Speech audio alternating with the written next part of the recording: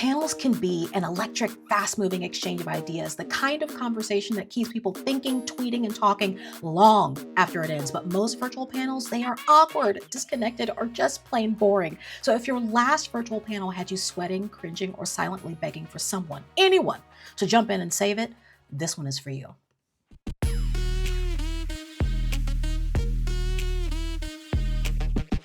I am pulling back the curtain on how I plan, prep, and run virtual panel discussions that actually feel alive without awkward pauses, talking over each other, or panelists rambling off of rails. And later in this video, I am going to show you one pre-panel move that guarantees you won't have to interrupt someone mid-sentence. So stick around.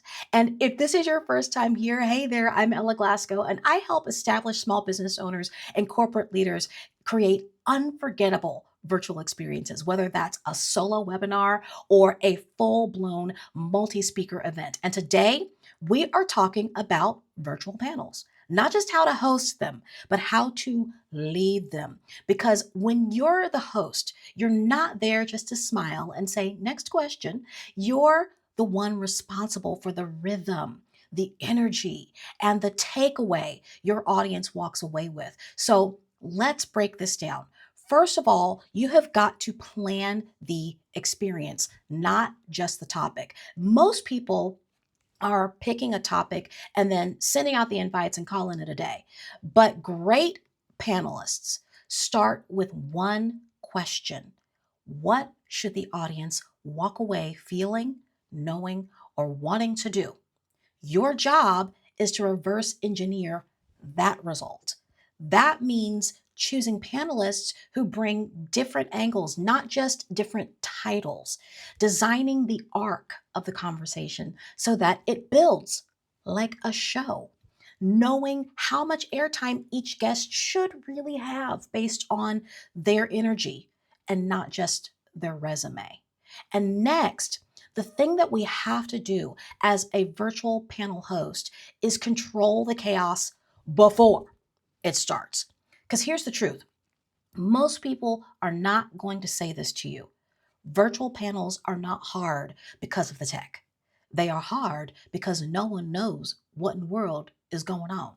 And your job as the host is to reduce the uncertainty before you ever hit go live, start the stream, or start that virtual event. And that means you've got to set clear expectations, which means time limits, how you want people to have their camera set up, when mute needs to happen, sharing a basic structure so that they know what to expect and how to prep, and then running a pre-panel warm-up. Yes, even 10 minutes is going to make a difference. It's not going to matter if your speaker has been on 5011 virtual panels before yours. They have not been on your panel and on your virtual stage. You don't need to script your answers or script their answers, but you do need to create a container that they can shine inside. So, thinking about all of this, what is the one thing that you wish that every guest speaker already knew before joining your virtual events? Go ahead and tell me in the comments because I really want to hear it. The next thing that we have to do is really ask questions, better questions that spark connection, because moderating isn't about checking off a list. It's about listening in real time and knowing how to shift. Yes, I want you to prep your opening question, but keep your ears open for the threads that you can pull on, the contrasts that you can highlight, the stories that you can help tease out of your panelists. This is how you're going to keep your audience leaning in and instead of checking out. And please, for the love of all that is virtual, do not ask your panelists to go around and introduce themselves. Do it for them. That is your job. Do it well. Make it tight.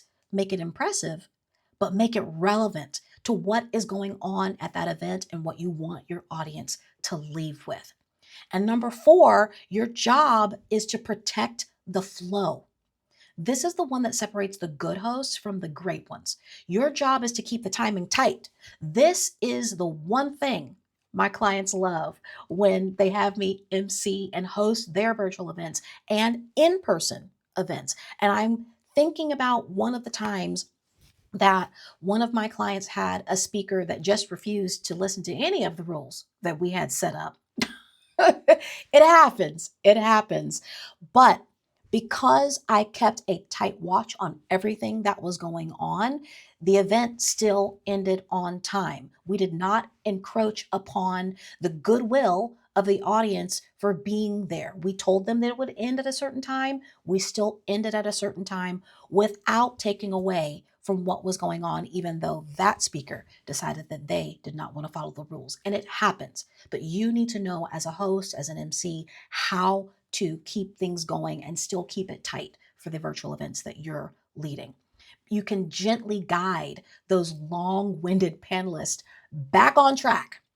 And the quieter ones, because we know we have some of the quieter ones, pull those quieter guests into the spotlight.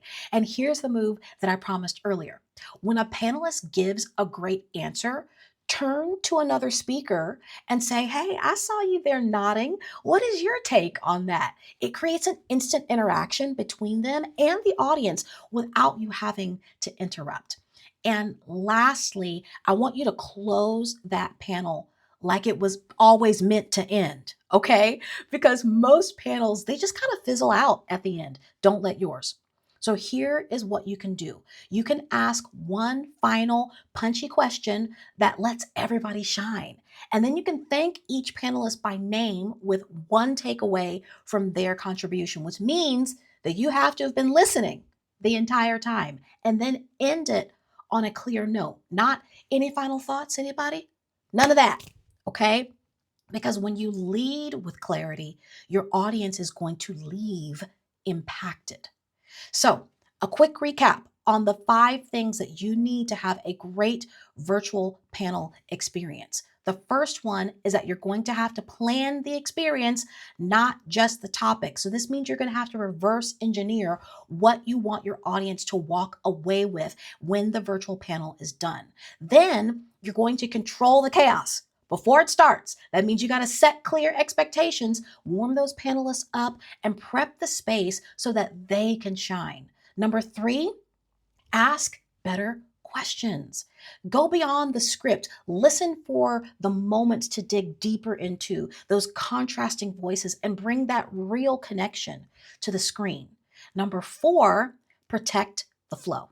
Keep that timing tight, redirect the ramblers, and use those subtle pivots that keep that energy moving. And number 5, finally, close with purpose. End strong. Thank your guests with intention and land that moment like you mean it. Okay? Because panels aren't just about conversation, they are about orchestration. And speaking of orchestration, what happens when there's not a panel or a guest and it's just you on the screen? Well, in my next video, I'm going to be breaking down exactly how to keep your audience locked in when you're flying solo. No panel, no co-host, just you and your message. So go ahead and click here to watch it now. And if it's not live yet, you know what to do. Make sure you're subscribed so you don't miss it when it drops.